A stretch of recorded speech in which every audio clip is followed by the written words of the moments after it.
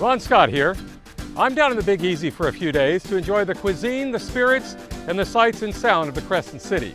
So come along with me and let me show you how I like to laissez le bon temps rouler. After checking in at the historic Monteleone Hotel, it was time for lunch at Royal House, where I had a cup of gumbo and an oyster po' boy with a glass of Sauvignon Blanc. Next, I stopped at the chart room right around the corner from my hotel for a few cold ones.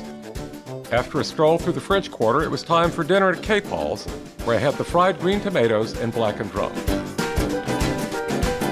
I topped the evening off at the Carousel Bar in the Monteleone with a couple of Sazeracs.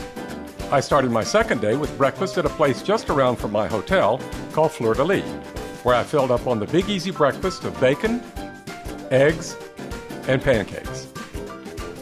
After breakfast, I decided to check out the New Orleans Aquarium, which is just a few blocks from my hotel.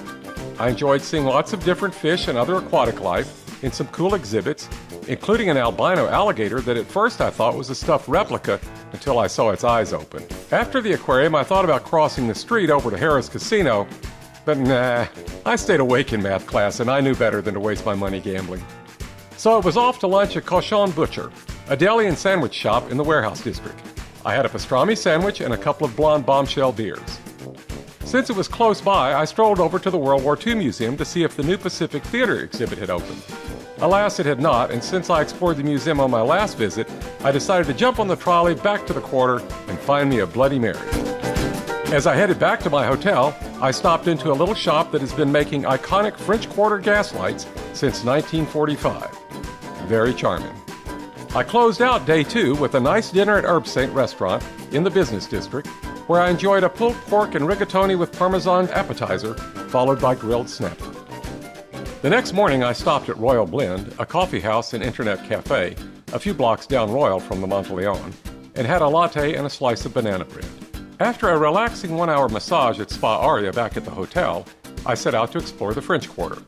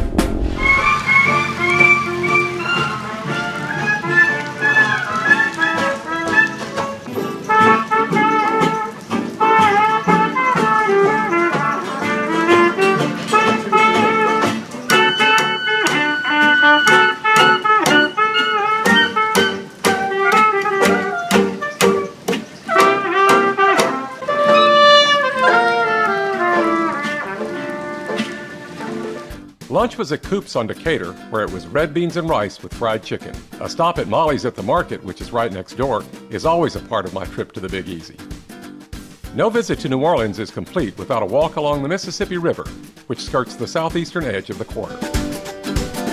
There was a bit of rain on this day, which made for a soggy pedicab ride down to Luke Restaurant for dinner. I started with their baked P&J oysters, followed by Prince Edward Island mussels and French fries. On my last full day in New Orleans, I grabbed breakfast at the Camellia Grill in its new French Quarter location, an almost exact replica of the iconic original on Carrollton Avenue, where I used to eat 50 years ago while at Tulane. And speaking of Tulane, I decided to head out to my alma mater for a visit. So I jumped on the St. Charles trolley again for a trip through the picturesque Garden District. Things haven't changed much architecturally in 50 years, except for a few new buildings. Bicycles are much more popular on campus now. Signs abound touting fancy new names for disciplines that did not exist back when I was studying there. Even the old University Center, which we call the UC, has a nouveau name. For lunch, I trekked over to Maple Street to Bruno's, one of my old hangouts from the 60s. A shrimp po' boy and a couple of pints filled the bill.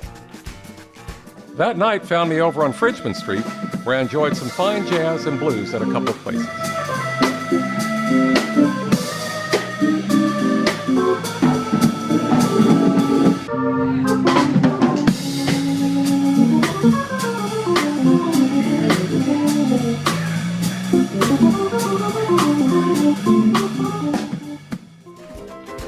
On my last day, I grabbed lunch at Emerald's Nolo restaurant and enjoyed a bowl of gumbo and garlic-encrusted drum. I had just enough time after lunch to grab a couple of cold ones at the chart room before my airport shuttle picked me up back at the Model Leon. And so my trip is at an end. I hope you enjoyed coming along with me as I let the good times roll down in the Big Easy.